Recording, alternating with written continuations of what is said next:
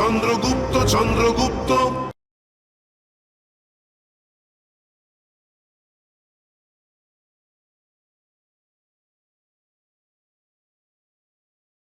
আচার্য চাণক্যই তো আমাকে বলেছিলেন যে আমার সঙ্গে দেখা করতে কোনো বীর আসছে, কিন্তু তোমাকে বীর কি করে মানব?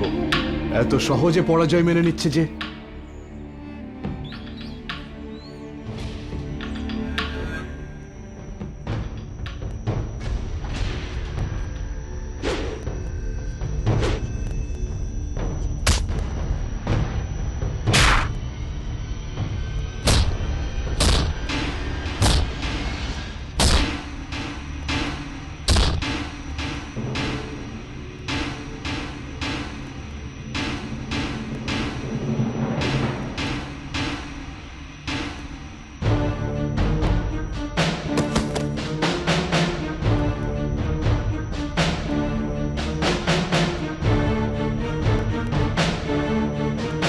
আর কি বলেছেন আচার্য?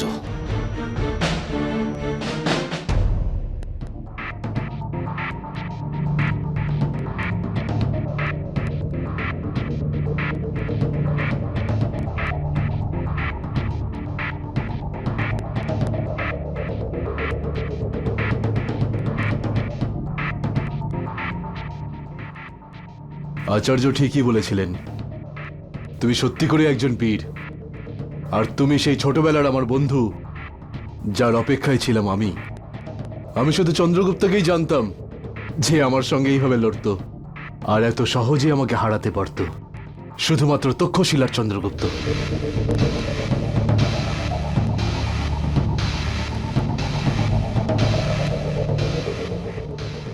আর কি বলেছেন আচার্য? আচার্য বলেছিলেন, যখন বীরের সঙ্গে তোমার দেখা হবে তখন তাকে বাহুবন্ধনে আবদ্ধ করবে। দিগ্বিজয়।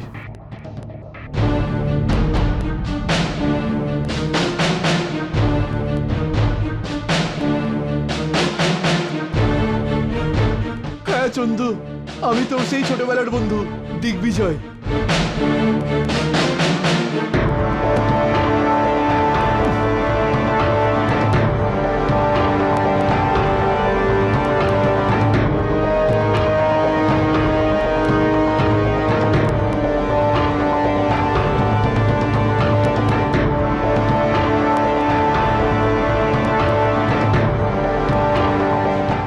তো আচার্য যে বিস্ময় কথা বলছিল সেটা তুই ছিলিস? হ্যাঁ চন্দু। কত বছর পর দেখা হচ্ছে আমার তোর সাথে। সময় তো অনেক পেরিয়ে গেছে চন্দু, কিন্তু তুই একটুও বদলাসনি। সেই বীরত্ব, সেই সাহস, সেই শৌর্য। ক্ষমা করে দিস বন্ধু, আমার সৈনিক তোকে অনুপ্রবেশকারী ভেবে এখানে এনেছে। পাগল, বন্ধুর থেকে কেউ ক্ষমা চায়? আয় বুকে আয়।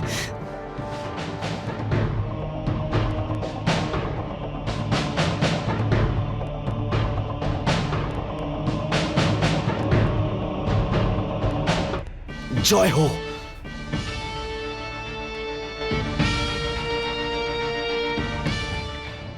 জয় হো। জয় হোক, জয় হোক, জয় হোক, জয় হোক, জয় হোক, জয় হোক, জয় হোক, জয় হোক। আমি অন্য কারোর কথা চিন্তা করি না, আমি শুধু নিজের কথা ভাবি, নিজের আত্মসম্মানের কথা ভাবি। রাজগৃহের দুর্গে আমার পতাকা নামিয়ে দিয়ে নিজেদের পতাকা লাগিয়ে দিয়েছে। এটা অপমান আমার। দিনক দিনক দিন ধা, এটা অপমান আমার। এটা অপমান এই নন্দবংশের। নন্দবংশকে প্রকাশ্যে অপমান, অর্থাৎ মগধপতি ধননন্দকে প্রকাশ্যে যুদ্ধে আহ্বান। আমার আত্মসম্মানের প্রশ্ন এটা। এটা সুনিশ্চিত যে এইবার ধননন্দ ইতিহাসকে তার ভয়ঙ্কর রূপ দেখাবে। ধা ধা টিকিট ধা টিকিট ধেই।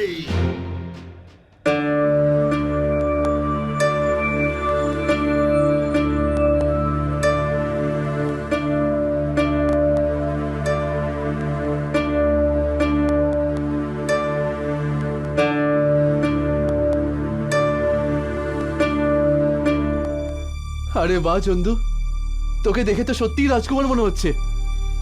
আমি কোথায়? রাজকুমার তো তুই, দিগ্বিজয়। শোনো, ওর পুরনো বস্ত্রগুলো ফেলে দিও। না, থাক না। ব্যক্তির নিজের বাস্তবিকতাকে ভুলে যাওয়া উচিত নয়, আর এই বস্ত্রই আমার বাস্তবিকতা।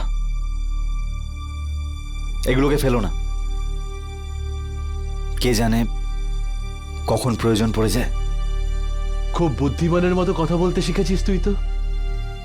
সাধারণ একটা কথা দিগ্বিজয়, আর এত বছর পর দেখা হচ্ছে তো, তাই সব ভালো লাগছে, সবকিছু ঠিক মনে হচ্ছে। কিন্তু সত্যি কথা তো এটাই দিগ্বিজয়, না আমাকে রাজকুমারদের মতো দেখতে, আর না কখনো হব।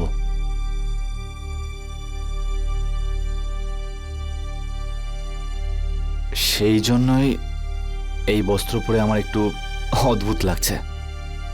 ভোলাস না আমাকে। চল আগে গিয়ে ভোজন করে নে, তারপর আরাম করে বসে যে উদ্দেশ্যে তুই এখানে এসেছিস সে ব্যাপারে কথা বলা যাবে। আমার মনে হয় আমাদের আগে কাজের কথা বলে নেওয়া উচিত। আচার্য যে উদ্দেশ্য নিয়ে আমাকে এখানে পাঠিয়েছেন সে ব্যাপারে আগে কথা বলিনি, তারপর ভোজন করব। তুই একটুও বদলাস নি রে চন্দু। ভয় পাস না, তুই এখানে কোন উদ্দেশ্যে এসেছিস আমি সব জানি। আচার্য আমাকে আগেই সচেতন করে দিয়েছিলেন যে মগধের বিরুদ্ধে অশাক্যর সঙ্গে মৈত্রী সন্ধি করতে চাস তুই। সবকিছু হয়ে যাবে, তোর যা সাহায্য দরকার আমি সবকিছুর ব্যবস্থা করে দেব। এবার ভোজন করতে যাওয়া যাক। চল।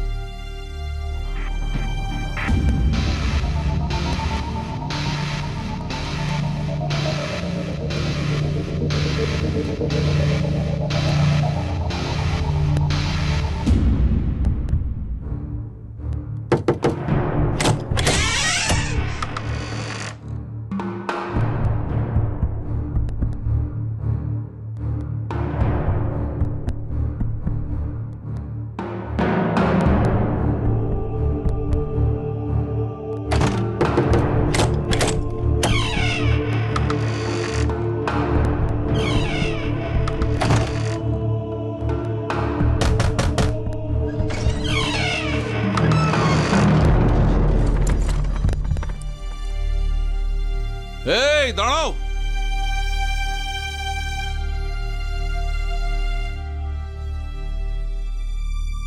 কি আছে এই গাড়িতে, আর কোথায় নিয়ে যাচ্ছ এগুলো? গরুর গোবরের উন্নত মানের ঘুঁটে আছে গাড়িতে। রাজমহলে যাবে এই গাড়িটা। এত কঠিন সুরক্ষা ব্যবস্থা আগে কখনো দেখিনি নগরের দরজায়। চলো চলো, যাও এখান থেকে, পচা গন্ধ ছড়াচ্ছে এখানে।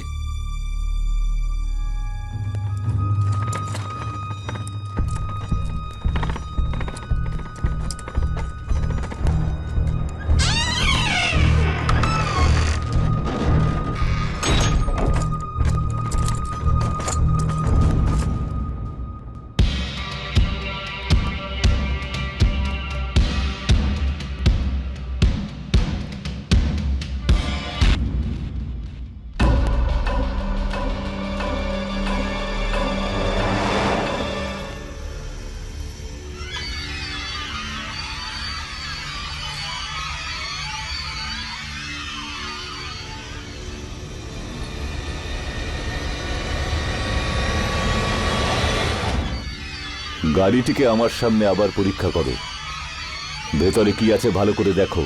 যাও।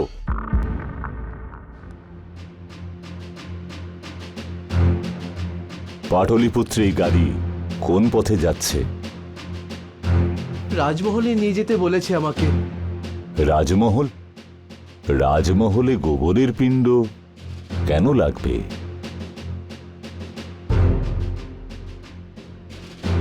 প্রণাম অমাত্য প্রমুখ।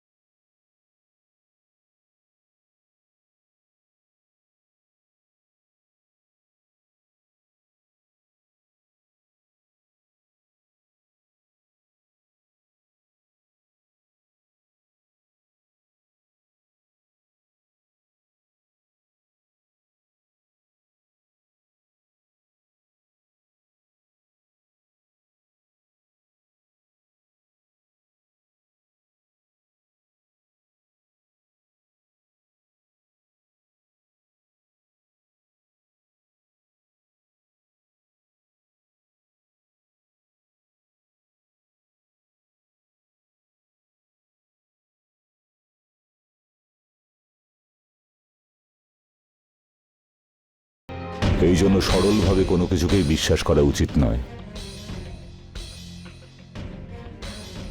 এই জন্য আমি পাটলিপুত্রে কোনো অজানা বা সন্দেহজনক গাড়িকে প্রবেশ করতে দিচ্ছি না। আপনার আজ্ঞা নিশ্চয়ই পালন করব। যেতে দাও গাড়িটাকে। গাড়ি চালক, তুমি আমার পেছনে এসো।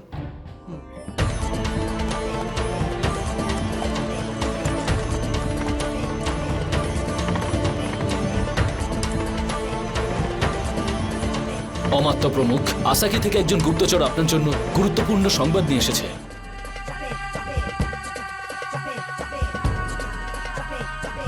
কি খবর নিয়ে এসেছে?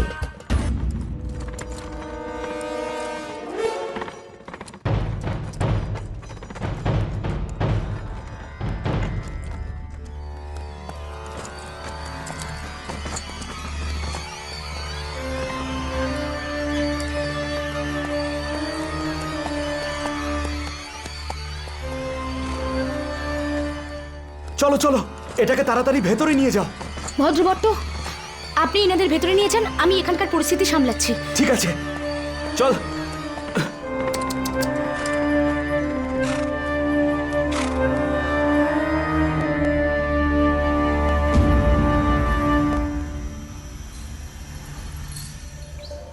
প্রণাম আচার্য। কেমন আছো ভদ্রভট্ট? আচার্য,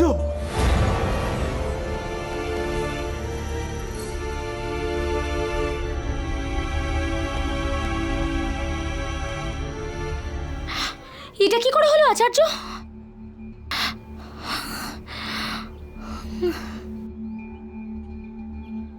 ভয় পেও না। মগধের সাধারণ মানুষ যে কষ্ট সহ্য করে তার তুলনায় এটা কিছুই নয়। কিন্তু আচার্য, আপনার এই ক্ষত সুরক্ষা কর্মীদের বল্লমের খোঁচায় হয়েছে। হতে পারে ওই বল্লমের ফলায় বিষ লাগানো ছিল, যার থেকে আপনার সংক্রমণ হতে পারে। হ্যাঁ, তাহলে আচার্যকে তাড়াতাড়ি কোনো বৈদ্যর কাছে নিয়ে যেতে হবে। হ্যাঁ, অবশ্যই। শান্ত, চিন্তিত হওয়ার প্রয়োজন নেই। কঠিন পথে চললে এরকম চোট লাগতেই পারে, কিন্তু আচার্য, এই ঘা শুকিয়ে যাবে। চিন্তা করার মতো অনেক বিষয় আছে আমাদের কাছে, সময় নষ্ট করা যাবে না। সবাই নিজেদের কাজে লেগে পড়ুন। মিহিকা, তুমি এই গোবরের ঘুঁটের গাড়ি এক্ষুনি রাজপ্রাসাদে নিয়ে যাও। আমার নিশ্চিত মনে হচ্ছে যে অমাত্য তোমার সত্যতা পরীক্ষার জন্য অবশ্যই আসবেন, আর আমি চাই না যে তোমার গোপনীয়তা কোনো মূল্যেই প্রকাশ পাক। এই অভিযানে বারবার আমাদের তোমাকে প্রয়োজন পড়বে। যাও।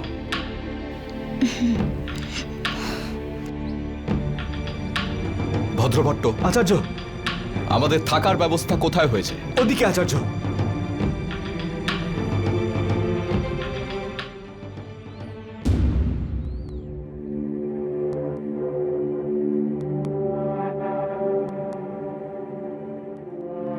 দেখ চন্দু, আমি আমার অতিথি আপ্যায়ন করে দিয়েছি, এবার তুই বল যে কি বলতে চাস।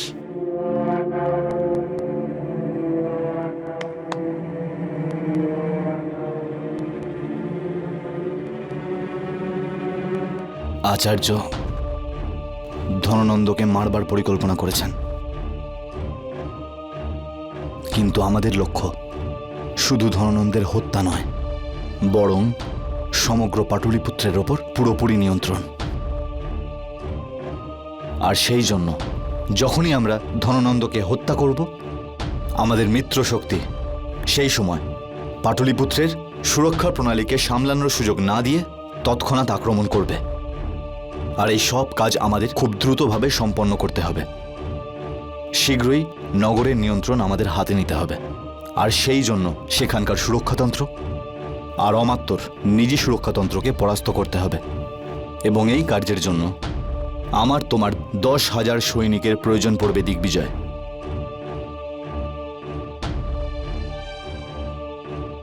খুবই বিপদসংকুল প্রস্তাব নিয়ে এসেছিস তুই চন্দু। যদি এই অভিযান অসফল হয় তাহলে আমি আর আমার রাজ্য চিরদিনের মতো শেষ হয়ে যাবে। যদি ধননন্দ এটা জানতে পারে যে আমি তোর সশস্ত্র সহায়তা করেছি, তাহলেও অশাক্যর অস্তিত্বই পৃথিবী থেকে মিটিয়ে দেবে। আমি কি আমার সেই ছোটবেলার বন্ধুর সাথেই কথা বলছি? আমি কি সেই বীর দিগ্বিজয়ের সঙ্গে কথা বলছি, যাকে আমি গুরুকুলের সময় থেকে চিনতাম? তাহলে কি আজ ও ধনানন্দের নাম শোনা মাত্রই ভয় পেয়ে যাচ্ছে?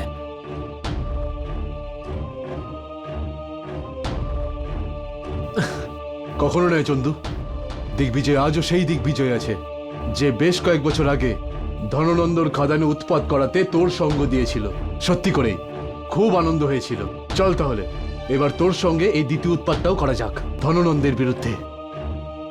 চিন্তা শুধু আমার নিজের রাজ্য আর এই রাজ্যের সুরক্ষা ব্যবস্থা নিয়ে হচ্ছে। এই অভিযানে আমাদের সবকিছু ভেবে চিন্তে করতে হবে। একটা সামান্য ভুল আর সব পরিকল্পনা শেষ। তার মানে তুই আমার সাথে আছিস, তাই তো? তুই আমার ছোটবেলার বন্ধু চন্দু। আমি সবসময় তোর সাথেই ছিলাম, সাথেই আছি আর সাথেই থাকবো। আর প্রসঙ্গ যদি বন্ধুত্বের হয় তাহলে পরিণামে চিন্তা করার মানে হয় না। আর যে অভিযানেতে আচার্য চাণক্য আছেন, চন্দ্রগুপ্ত আছে, সেই অভিযানের পরিণাম তো বিজয় অবশ্যম্ভাবী। তুই যখন বলবি আমি আমার 10 সহস্র সৈনিকের সঙ্গে আক্রমণের জন্য প্রস্তুত থাকব। জয় হোক।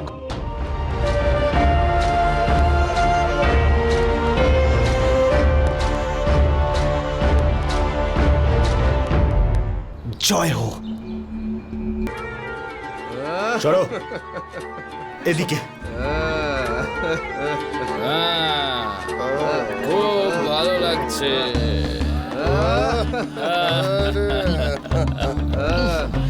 অতি উত্তম। খুব আনন্দ হচ্ছে। এই কেমন জায়গা খুঁজেছে আচার্য থাকার জন্য? আরো এক পাত্র চাই।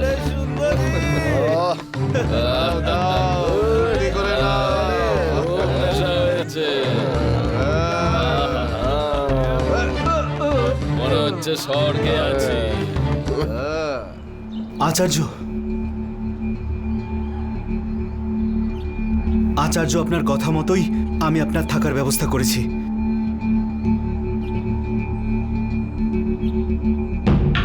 চলুন।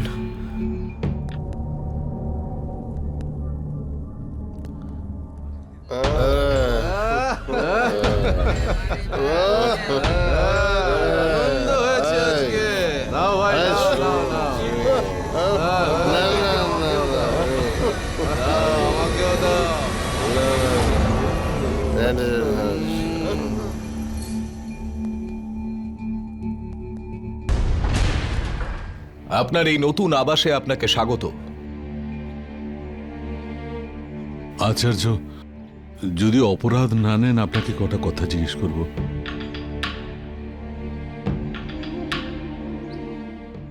আচার্য, আমরা পাটলিপুত্রের মধ্যে এইরকম একটা জায়গায় কেন থাকব? আমি তো বনবাসী, আমি যেখানে হোক থেকে যাব, কিন্তু আপনি উচ্চ কুলীন ব্রাহ্মণ, পূজার্চনা করেন, ধ্যান করেন। আপনার এইরকম কুৎসিত পরিবেশে থাকা শোভা পায় না। থাকার জন্য এই জায়গাটা বেছে নেওয়ার দুটো কারণ। এক, অমাত্য ঠিক তোমাদের মতোই ভাববেন আমার মতো ব্রাহ্মণ এখানেও থাকতে পারে, এটা তিনি কল্পনাও করতে পারবেন না। আর আমাদের সুরক্ষার কথা ভেবে দেখলে এটাই ঠিক। আর দ্বিতীয় কারণ, যে সাম্রাজ্যে অবাধে নেশা করা চলে, সবাই মদিরায় মত্ত, সেখানে নেশাসক্ত মানুষদের থেকে মগধের বিষয়ে খোঁজ খবর নেওয়া সহজ হবে। এই স্থান পাটলিপুত্রের আধিকারিক আর সৈনিকদের মনোরঞ্জনের জন্য তৈরি হয়েছে। তাই আমরা এখানকার প্রশাসন আর এখানকার সেনাবাহিনীর ব্যাপারে খবর পেতে থাকব। যুদ্ধ তো শুরু হয়েই গেছে মগধের সঙ্গে। তাকে নিঃস্ব করে দেওয়ার জন্য এর থেকে উপযুক্ত স্থান কোথায় পাবো আমরা?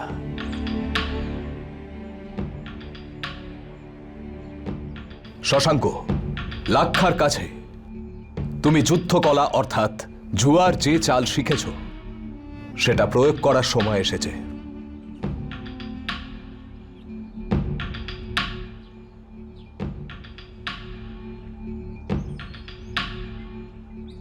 আমি বুঝে গেছি আচার্য, আমাকে কি করতে হবে। পাশা খেলায় গোটা মগধে আমাকে কেউ হারাতে পারবে না। আপনি শুধু আমাকে এটুকু বলুন, কাকে হারাতে হবে। ভদ্রভট্ট, ও কি এখন এখানে আছে? ওই যে আনন্দ হয়েছে আজকে।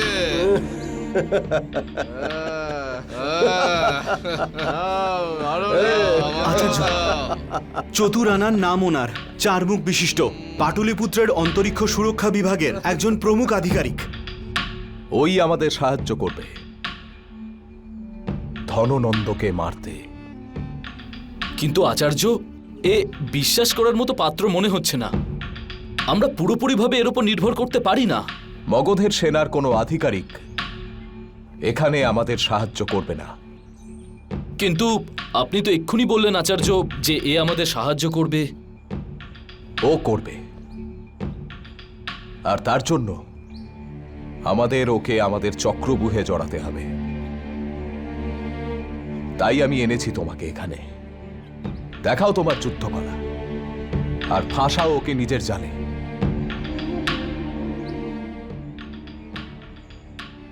চতুরানন, পাটলিপুত্রের আন্তরিক সুরক্ষার নায়ক তোমার চোখের সামনে।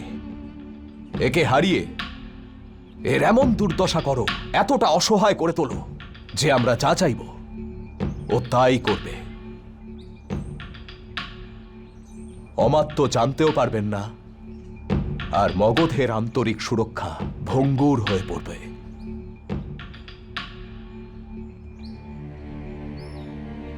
এটাই আমাদের প্রথম অভিযান।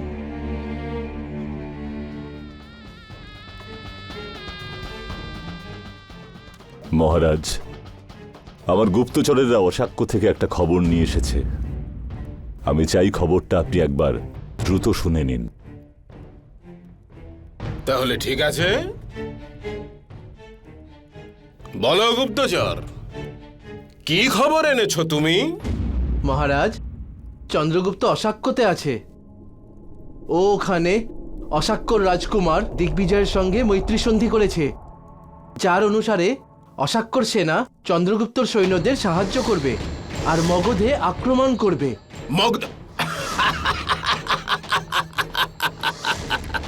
মগধকে আক্রমণ? ওই ছোট্ট একটা রাজ্য অশাক্য মগধকে আক্রমণ করার পরিকল্পনা? তেরে কেটে ধা।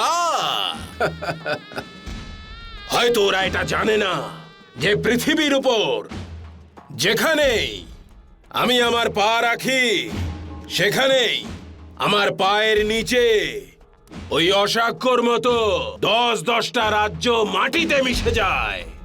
আরে পৃথিবী থেকে নিশ্চিহ্ন হয়ে যাবে ওই অশাক্য।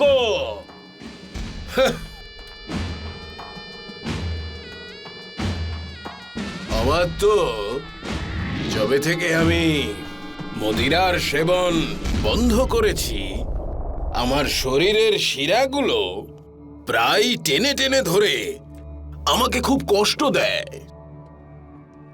তাই আমি ভাবছিলাম, যদি আমার জীবনে কিছু একটা উত্তেজক ঘটনা ঘটে যাতে আমার মন মদিরা পানের ইচ্ছে থেকে সরে আসে।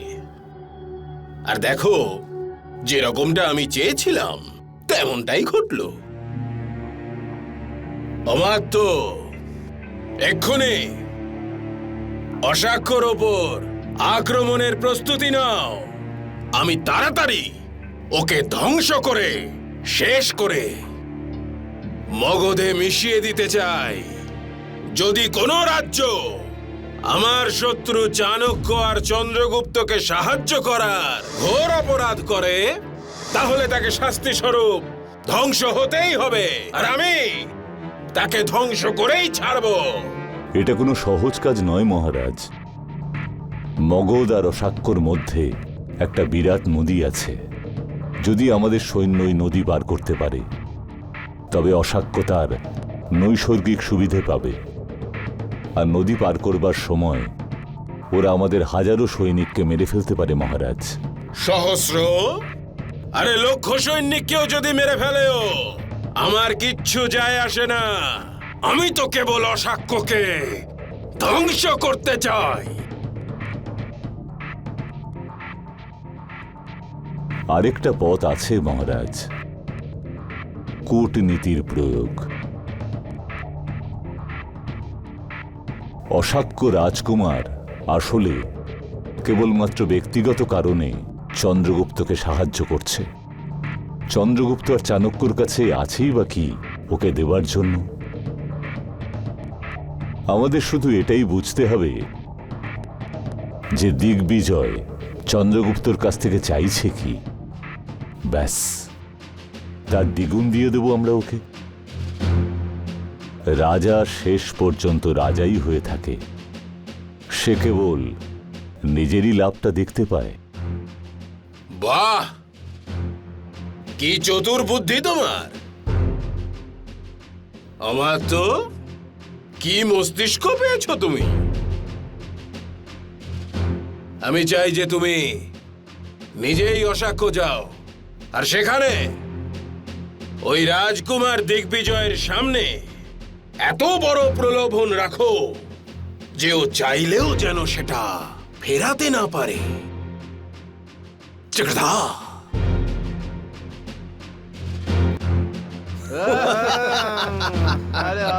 চতুরানন্দ শুধু জিততেই জানে।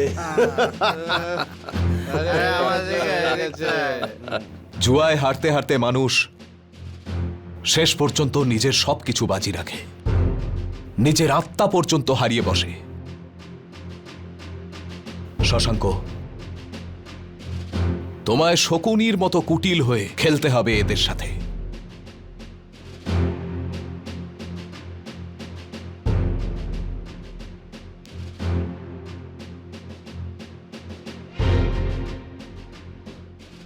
এটুকু শোনাই বাকি আছে।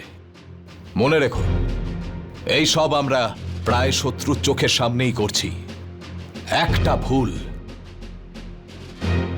আর সম্পূর্ণ অভিযান সমাপ্ত। বিশ্বাস করুন আচার্য, আমি এতটুকু সোনা দিয়েই অসংখ্য মুদ্রা জিতে নেব।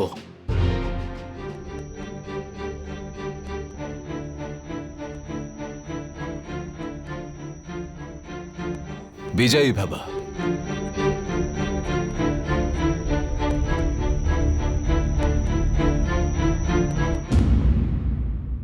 असतो मा सद्गमय तमसो मा ज्योतिर्गमय मृत्योर्मा अमृतं गमय। আচার্য, আচার্য, আচার্য, আপনার তো জ্বর দেখছি। এই সংক্রমণ আবার ছড়িয়ে পড়েনি তো? কিচ্ছু হয়নি আমার। যা বলেছি সেই কাজ শেষ করো, এটাই প্রয়োজন এখন আমাদের সবার জন্য। কিন্তু আচার্য,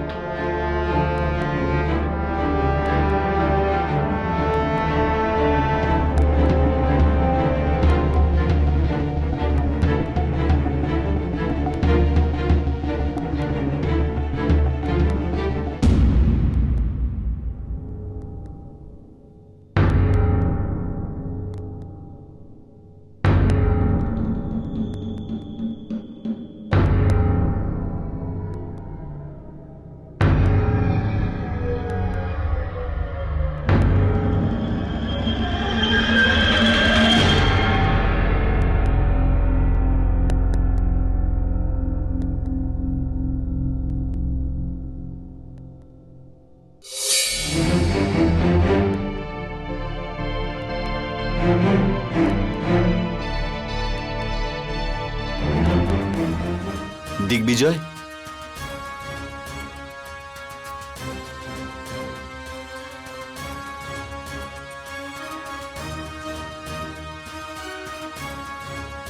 আমাকে এবার পাটলিপুত্রের জন্য রওনা দিতে হবে। আচার্য আমার জন্য প্রতীক্ষা করছেন। অভিযানের জন্য এখন অনেক প্রস্তুতি বাকি। চন্দু, এত বছর বাদে তোর সঙ্গে দেখা হলো, আমি তোকে এভাবে যেতে দিতে পারি না। আজ দুপুরে আমি তোর জন্য আর আমার জন্য এক বিশেষ শিকার ব্যবস্থার আয়োজন করেছি। কিন্তু আচ্ছা আচ্ছা, জানি তোর ওপরে বিশেষ গুরুত্বপূর্ণ অভিযানের গুরুদায়িত্ব রয়েছে, যেগুলো সময়ে পালন করার চিন্তা তোকে বারবার পাটলিপুত্রের কথা মনে করাচ্ছে। কিন্তু আমি যে শিকার ব্যবস্থার আয়োজন করেছি, এতে অংশগ্রহণ কর, তারপর চলে যাস। ঠিক আছে, আমি তৈরি হয়ে আসছি।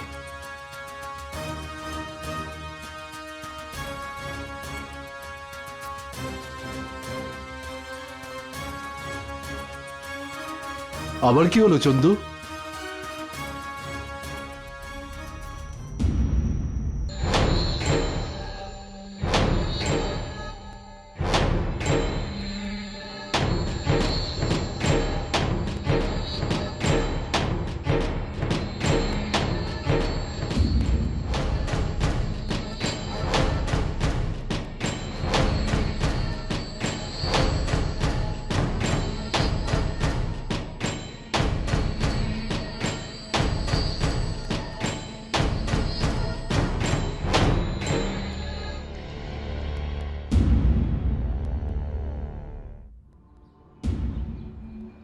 চাণক্য সর্বদাই শত্রুদের দুর্বলতা চিহ্নিত করে তাদের আক্রমণ করার সিদ্ধান্ত নিতেন। তার বক্তব্যই ছিল যে শত্রুদের বিস্মিত করে তাদের দুর্বল জায়গায় আঘাত করো।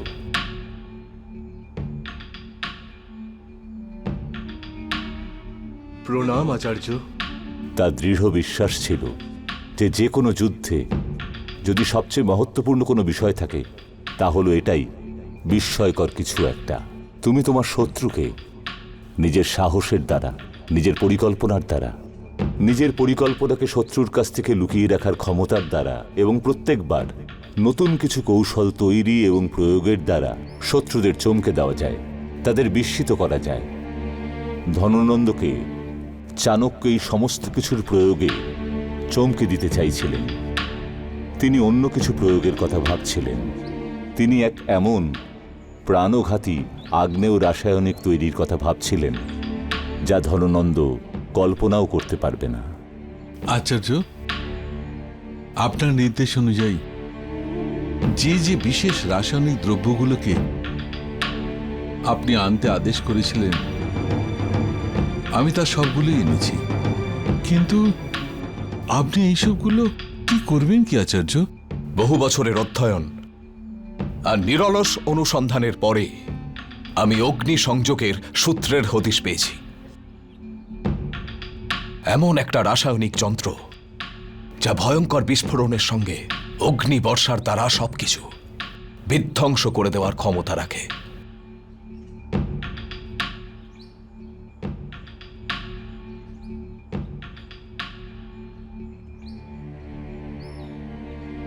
কি করতাম আমি?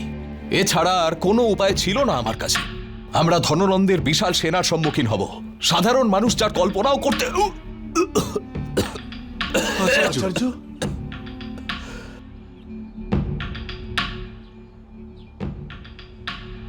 এই যে রক্ত, আচার্যের রক্ত কবে থেকে আসছে?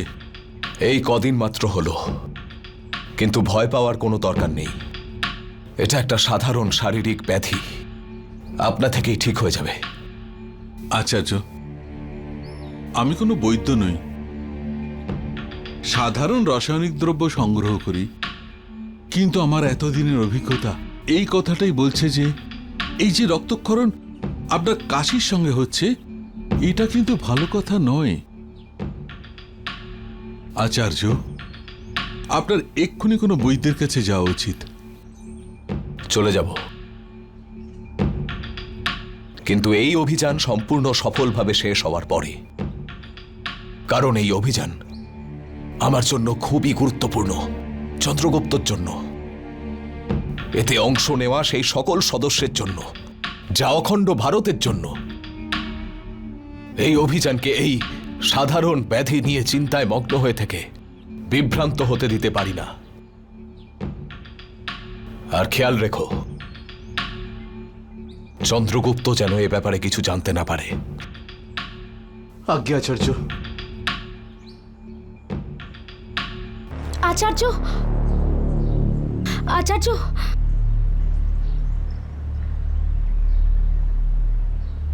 শান্ত,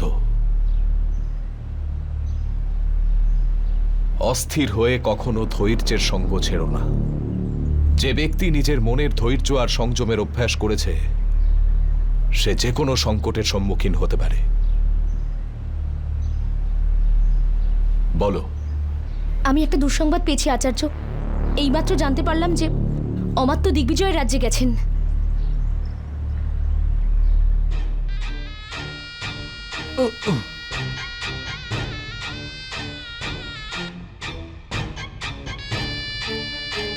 কবচ সুরক্ষার জন্য খুবই গুরুত্বপূর্ণ একটা বিষয়, কিন্তু মগধের সঙ্গে ছলনাকারীকে এটা কিন্তু আরো সাবধানতার সঙ্গে পড়তে হয়। কখন এর প্রয়োজনীয়তা পড়ে। কি চান কি আপনি?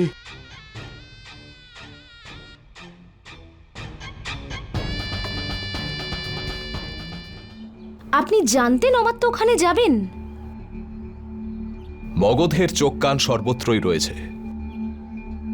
আচার্য, যদি আপনি জানতেন তাহলে চন্দ্রগুপ্তকে ওখানে পাঠালেন কেন? এখন ওখানে কি হবে? সত্তার মধ্যে সেই শক্তি থাকে যা অন্যের ভালো করে তাদের নিজের আজ্ঞাবহ করে তুলতে পারে। আর যার কাছে অধিকার থাকে, সে যে কোনো কাউকে আজ্ঞা করে নিজের কথা শুনতে বাধ্য করতে পারে। আর অমাত্যর কাছে সত্তা আর অধিকার দুটোই আছে। আমার মনে হয় যে অমাত্য দিগ্বিজয়কে আমাদের সঙ্গে বিশ্বাসঘাতকতা করতে রাজি করিয়ে নেবেন।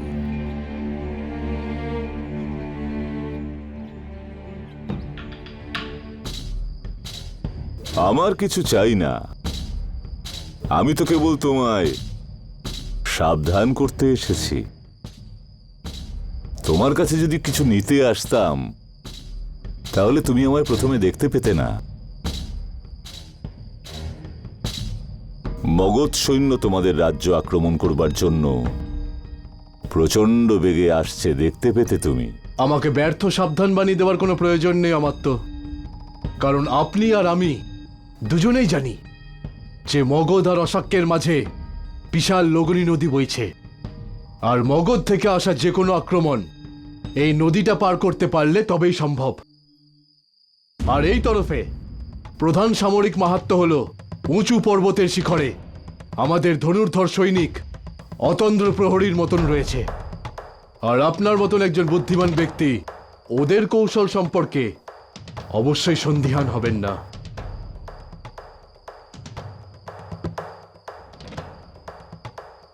কথাটা ঠিকই বলেছ তুমি রাজকুমার। যুদ্ধের কৌশলগত সুবিধাজনক জায়গায় তোমাদের ধনুর্ধররা বসে আছে। এটা হতেই পারে যে মগধের প্রথম আক্রমণ অর্থাৎ হাজারো হাতিকে তারা আটকে দিল। তারপর আমাদের অশ্বারোহী সৈন্যদের পাঠাবো। চলো ধরে নিলাম যে তুমি তাদেরও আটকে দিলে। তারপরে আমরা ধনুর্ধর সমেত সৈন্য রথকে পাঠাবো। আর তাদের সঙ্গে সঙ্গে পদাতিক সৈন্যরাও থাকবে। ধরে নিলাম যে তোমাদের কিছু ধনুর্ধর সুবিধাজনক উচ্চতম জায়গায় থাকবে। তবুও শান্ত মনে চিন্তা করে দেখো যে তোমাদের একজন সৈনিকের উত্তরে আমাদের বেশি থেকে বেশি 100 সৈন্য বীরগতিপ্রাপ্ত হবে। তাহলে অঙ্কটা কি হলো? অশাক্যর কাছে কত সৈন্য আছে? 20,000, তাই তো? তুমি জানো কি যে মগধের কাছে কত সৈন্য আছে, যাদেরকে ভারতের সবচাইতে বড় সৈন্যবাহিনী বলা হয়? সিকান্দারও এই বিশাল সৈন্যবাহিনীর সামনে ভয়ভীত ছিল। তাই হচ্ছে মগধের সেনা। বছরের পর বছর যুদ্ধ লড়ার ক্ষমতা আছে আমাদের। অশাক্য সৈন্যবাহিনীর শেষ রক্তবিন্দুটা দিয়েও তুমি আমাদের আক্রমণ আটকাতে পারবে না। দাসে পরিণত হবে তুমি আমাদের, দাস। তোমার রাজ্য, তোমার রাজবংশ বরাবরের মতো সমাপ্ত হয়ে যাবে।